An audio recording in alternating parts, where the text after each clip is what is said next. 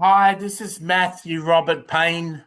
I'm the author who's written 201 Christian non-fiction books available on Amazon, and I've got 6,500 videos here on YouTube, but I'm just a little unknown YouTuber.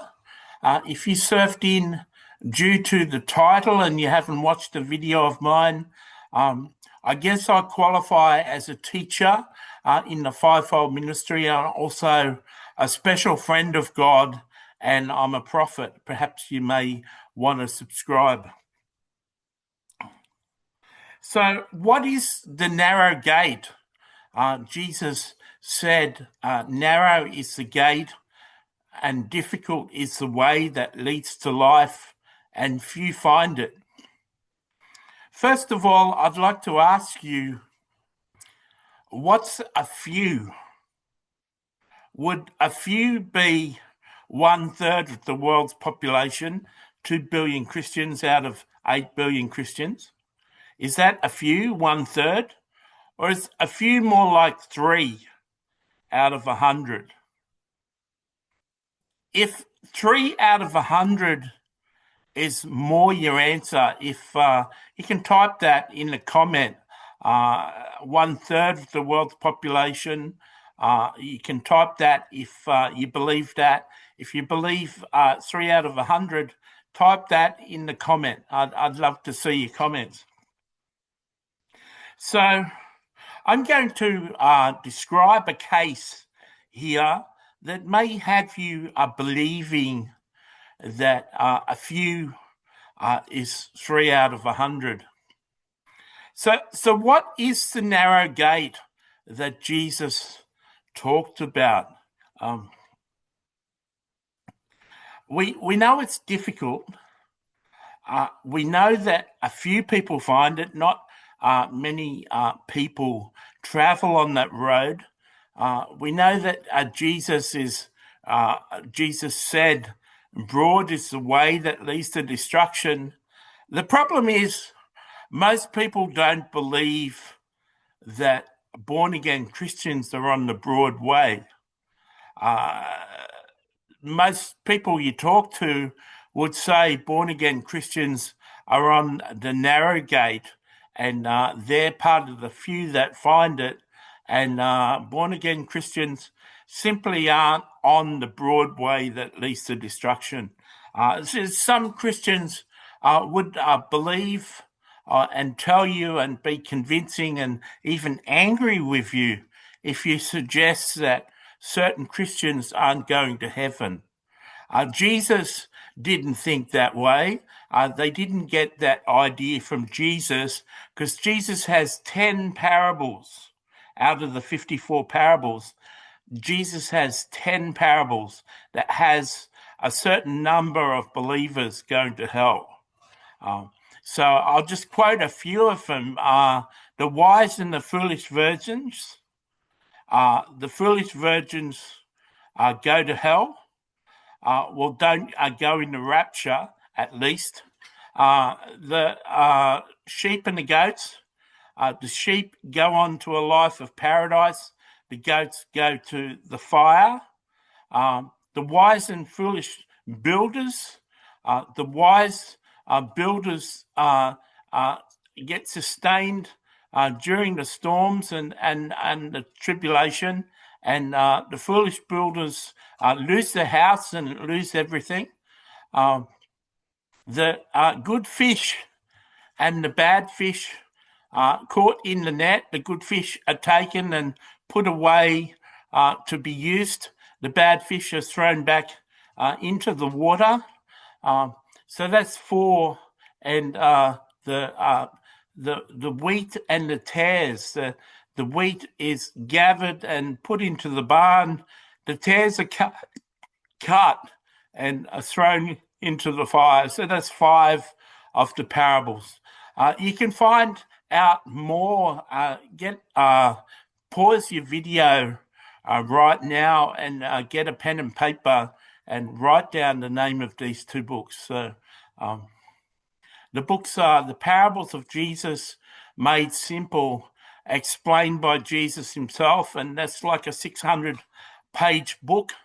And that's Jesus teaching, speaking through me as a prophet, speaking through me, teaching through the 54 parables of Jesus, what they actually mean and how to apply them to your life.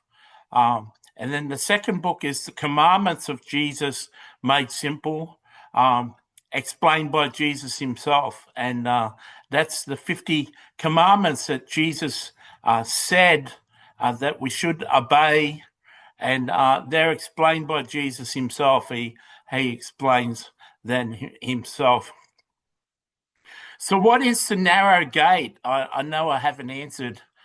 The narrow gate is living your life according to the teachings of Jesus. And the teachings of Jesus can be found distilled in the 50 commandments of Jesus and the 54 parables of Jesus. I can promise you something, that if you read the two books, the parables of Jesus and the commandments of Jesus that I just listed, it'll take between 2 and 5 years for you to live those books out, for you to live those teachings out. It'll take you 2 to 5 years. And seeing that AI and robots are going to take over the world in the next 10 years, it would, and a lot of people are going to be losing their jobs, it would serve you right to start obeying Jesus' teachings right now. Now, if you live your life according to Jesus' teachings, you're a person who's built your life upon the rock. Jesus said in the end of Matthew 7, anyone who hears these sayings of mine and applies them, this is one, he's someone I call a wise builder who built his house upon the rock. And when the rains came and the storms come and beat upon the house, it stood because it was founded on the rock. The rock isn't confessing Jesus is Lord. The rock isn't saying Jesus is the Messiah.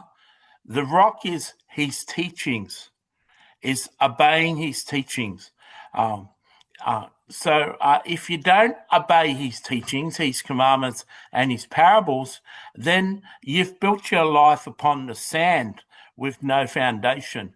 And it makes sense if you went to a university and a professor taught philosophy, if you just stayed in his class and listened to his lectures, and you never took notes and you never did assignments and you never did exams, and you didn't really understand what he had to say because you had nothing to show for it, that would be your state as a Christian.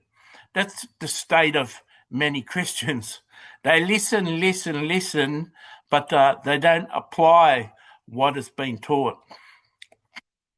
I asked God, because I have conversations with God and Jesus, I asked God a couple of years ago how many pastors in the United States taught the narrow gate last year, and he said 10. There's 10 pastors who taught their followers the parables of Jesus and the commandments of Jesus during the course of the year, taught them how to obey Jesus. Jesus said in Luke 6:46, "Why do you call me Lord, Lord, and do not do what I say?" John said in 1 John 2:3, said, anyone who says they know him who does not obey his commandments is a liar, and the truth is not in him. John 14. So John was saying that if you say you know Jesus and you're not obeying his 50 commandments, then you're a liar and you've got no truth in you. When Jesus, when people quote that Jesus said, "I'm the way, the truth, and the life. No one comes to the Father except through me," if he's the way and you're not doing things his way, if he's the truth and you don't know the truth, and the truth is not in you because you're not obeying him, if he's the life and you're not living your life implementing what he taught, how are you going to make it to the Father? Jesus will say, "Depart from me, I never knew you." Let's face it, if you say you know Jesus according to John and you don't obey his commandments and you're a liar and the truth is not in you, if you don't know Jesus, does he know you? So the narrow gate, as the Holy Spirit has shared with me, the narrow gate is Jesus' teachings.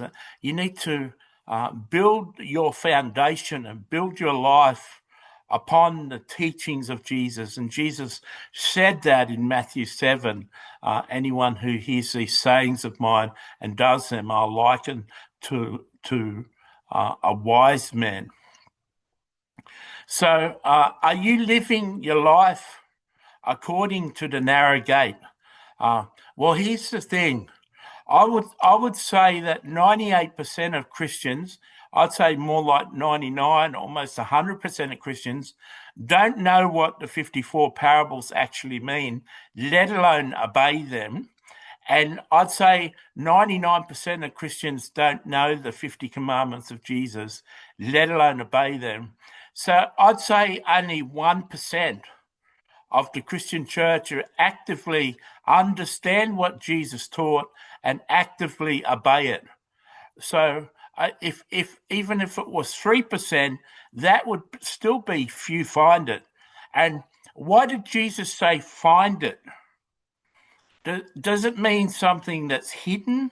Does it mean something that has to be sought out? Does it mean something you can't know unless the Holy Spirit tells you? It sounds like it is. It sounds like it's hidden, and something's hidden. When something's hidden, you find it if you're led to it.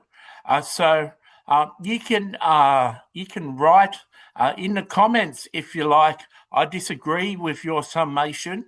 I look forward to hearing what people have to say in their comments.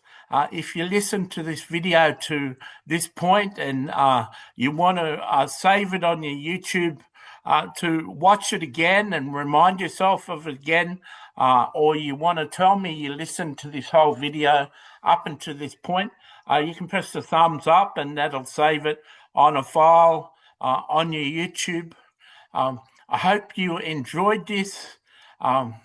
If you think I'm coming across as a prideful person, if you think I'm teaching something that is false, if you think that you're right and I'm wrong and I'm very condescending and rude, perhaps that comes from a wealth of knowledge that I have. After all, I've written 201 books on the Christian faith, and some may call me a false teacher, some may call me a false prophet, but all my books encourage people to obey Jesus, and I can't see Satan really doing that.